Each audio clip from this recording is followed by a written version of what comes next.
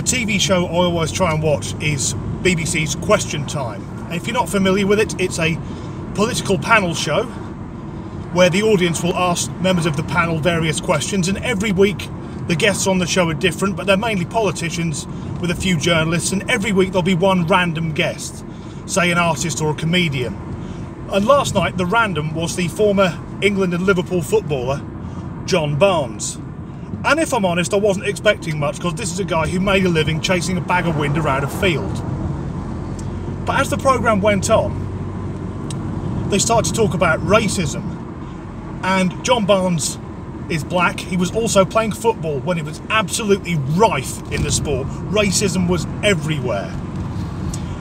And I'll put a link in the comments to his response, because it was the most balanced and rational and thought-provoking argument about race relations I've ever heard.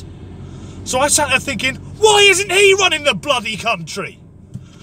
Now, compare this to the American actor Jussie Smollett, I think he's called, star of the TV show Empire, and his story started about 3 weeks ago when he filed a report with the Chicago police saying he'd been a victim of a homophobic and racial assault.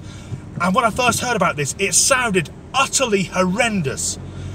He'd been attacked by two white guys wearing ski masks who punched and kicked him to the ground, told him this is MAGA country, reference to Make America Great Again, suggesting that they were Trump supporters. They then poured bleach on him, and when the assault was over, he found he had a fucking noose around his neck. And I was thinking, seriously, is this shit still going on in America in 2019? And no, it isn't, because he made it all up. It turns out he had been beaten up by two Nigerian bodybuilders who'd worked as extras on his show, and he'd paid them to give him a good going over some superficial injuries to confirm his story.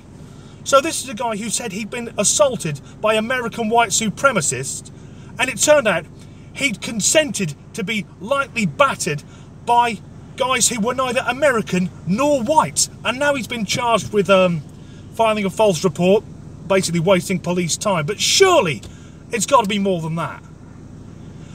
If you're saying you've been the victim of a racial assault and it hasn't happened, isn't that in some way incitement to racial hatred? And the thing is, he did this because he was unhappy with the salary he was getting and was hoping to get paid more money.